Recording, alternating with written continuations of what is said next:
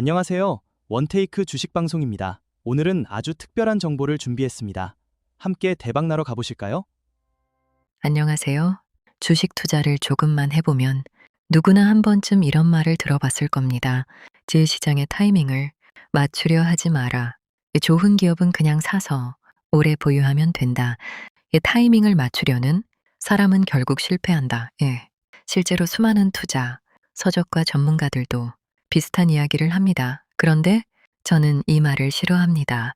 왜냐하면 이 말 때문에 수많은 개인 투자자들이 자신도 모르게 비자발적 장기 투자자가 이 되어 버렸기 때문입니다.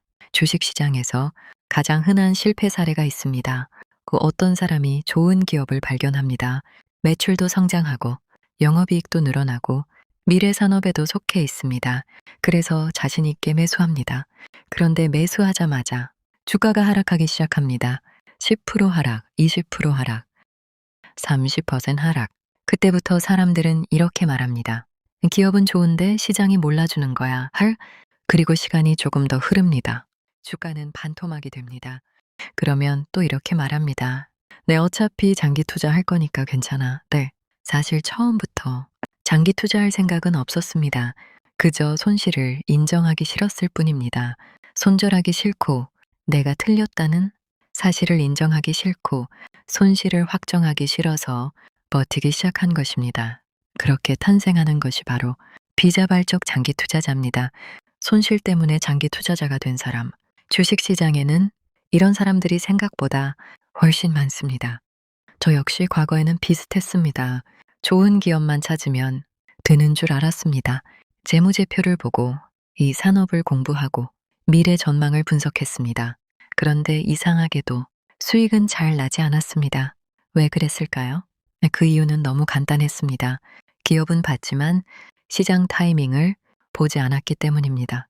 많은 투자자들이 기업과 주가를 같은 것으로 생각합니다. 하지만 둘은 전혀 다릅니다. 좋은 기업과 좋은 주식은 같은 의미가 아닙니다. 훌륭한 기업도 몇 년 동안 주가가 하락할 수 있습니다. 반대로 평범한 기업도 특정 시기에는 엄청난 상승을 할 수 있습니다. 왜 이런 일이 발생할까요? 주가는 기업의 현재가 아니라 시장 참여자들의 기대와 자금 흐름으로 움직이기 때문입니다. 결국 주식 시장에서 돈을 버는 것은 기업 분석만이 아닙니다. 시장이 지금 무엇을 원하고 있는지도 중요합니다.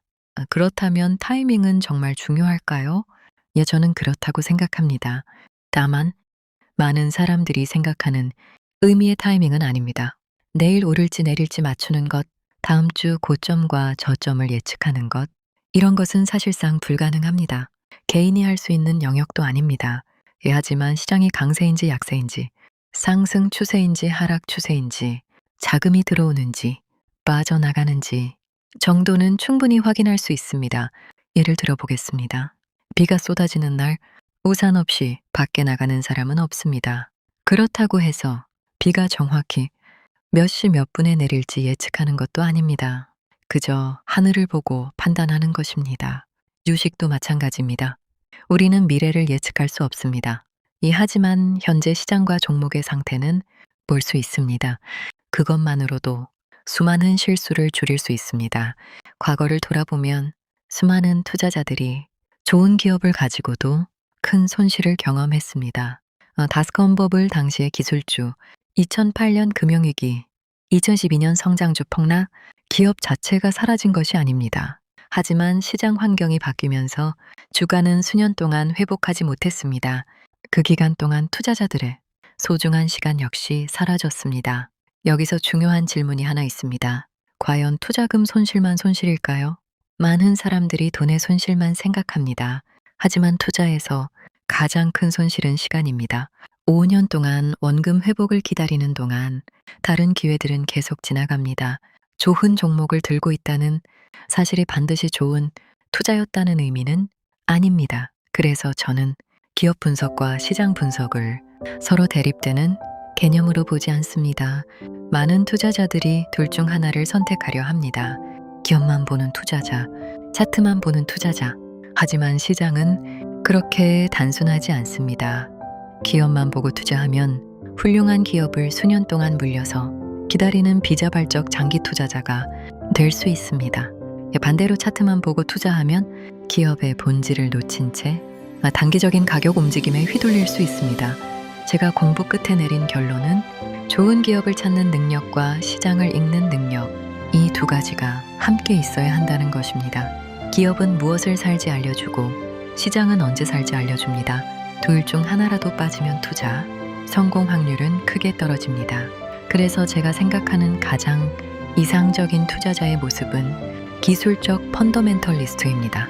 좋은 기업을 찾을 줄 알지만 시장이 아니라고 말할 때는 기다릴 줄 아는 사람, 기업의 가치를 믿지만 시장의 흐름도 존중할 줄 아는 사람, 내 생각보다 시장이 항상 오를 수 있다는 사실을 인정하는 사람, 많은 개인 투자자들이 네 언젠가는 오를 거야 은 라는 희망에 투자합니다.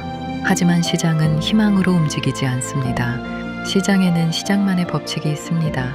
그리고 그 법칙을 무시한 채 기업만 바라보는 순간 우리는 투자자가 아니라 신자가 되기 시작합니다. 좋은 기업을 찾는 것은 중요합니다.